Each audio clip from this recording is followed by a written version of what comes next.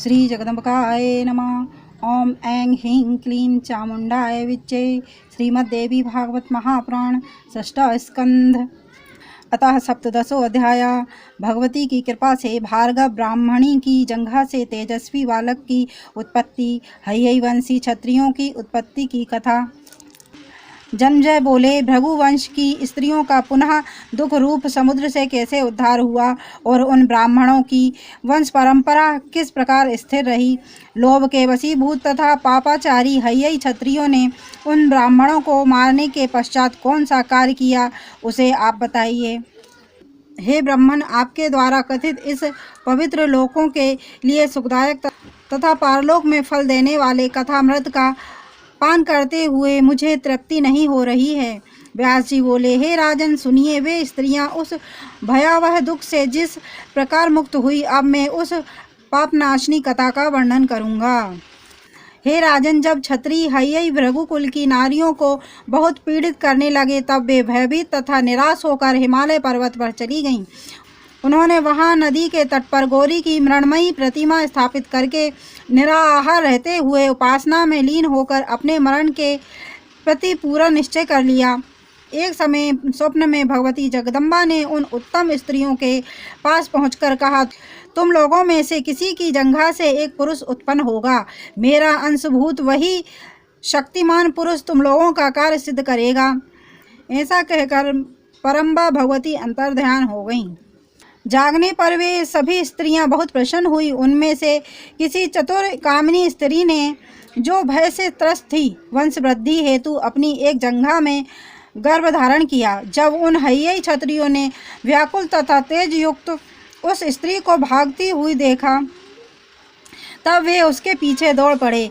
यह गर्भ धारण करके वेग पूर्वक भागी जा रही है, इसे पकड़ लो और मार डालो। इस प्रकार कहते हुए हाथों में तलवार लेकर वे उस स्त्री के पास पहुंच गए।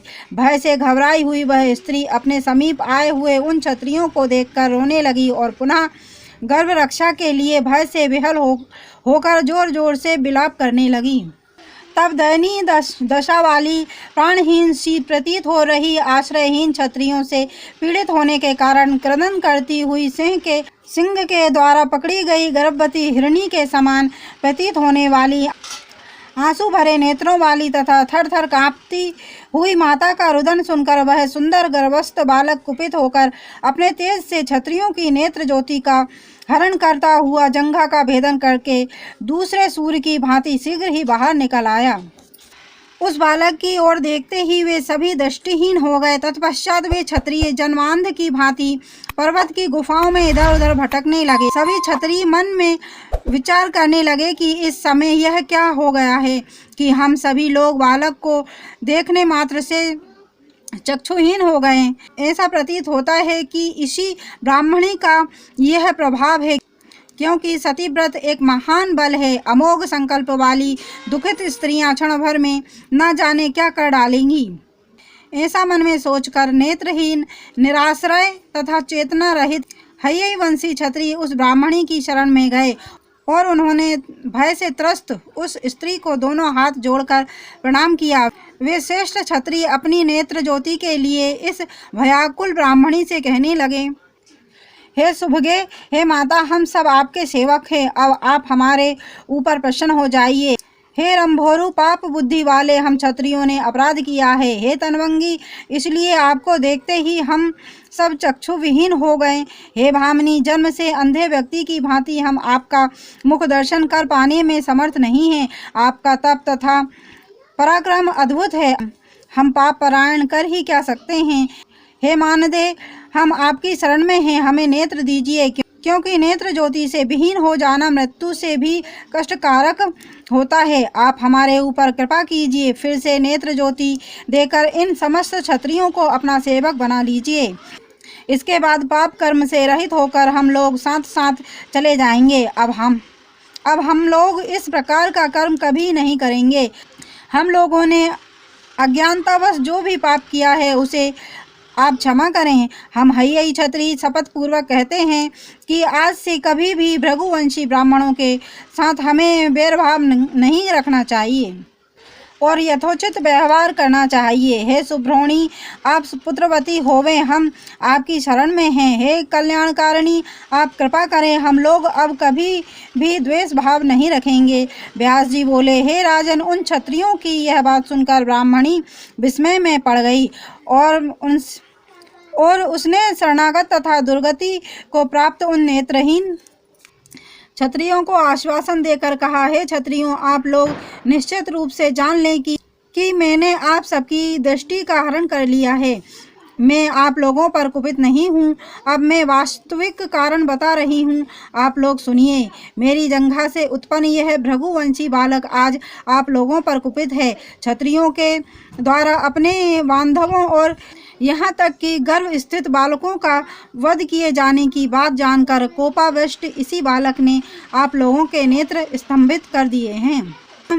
हे वत्सगण, जब आप लोग निरपराध धर्मनिष्ठ तथा तपस्वी भार्गव ब्राह्मणों और गर्भस्थ बालकों को भी धन लोलुपता में पड़कर मार रहे थे, तभी मैंने इसे अपनी जंघा में गर्भ रूप से 100 वर्ष तक धारण किए रखा। भृगुवंश की वृद्धि के लिए इस गर्भस्थ बालक ने 6 अंगों सहित संपूर्ण वेदों का बड़े सहज भाव से अध्ययन कर लिया है और अब यह अपने पितृजनों के वध से अत्यंत कुपित होकर आप लोगों का संहार करना चाहता है। मेरा यह पुत्र भगवती की कृपा से उत्पन्न हुआ है, जिसके अलौकिक तेज ने आप लोगों के नेत्र हर लिए हैं। अतएव आप लोग इसी समय मेरी जंघा से उत्पन्न इस बालक से विनम्रता पूर्वक याचना कीजिए। चरणों में गिरने से प्रसन्न होकर यह बालक आप लोगों की नेत्र ज्योति मुक्त कर देगा। व्यास जी बोले, उस ब्राह्मणी का वचन सुनकर हय्यियों ने जंघा से उत्पन्न बालक रूप मुनि श्रेष्ठ को प्रणाम किया और वे विनय से युक्त होकर उसकी स्तुति करने लगे। तत्पश्चात प्रसन्न होकर उस बालक ने उन नेत्रहीन क्षत्रियों से कहा, हे राजाओं, अब तुम लोग मेरी कही हुई बात पर विश्वास करके अपने घर लौट जाओ।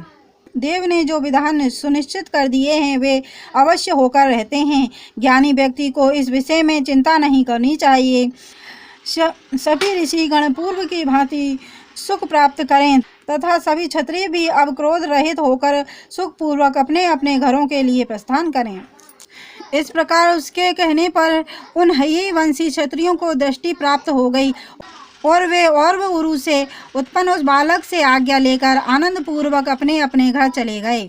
हे राजन, वह ब्राह्मणी भी उस तेजस्वी तथा अलौकिक बालक को लेकर अपने आश्रम चली गई और बड़ी सावधानी पूर्वक उसका पालन पोषण करने लगी।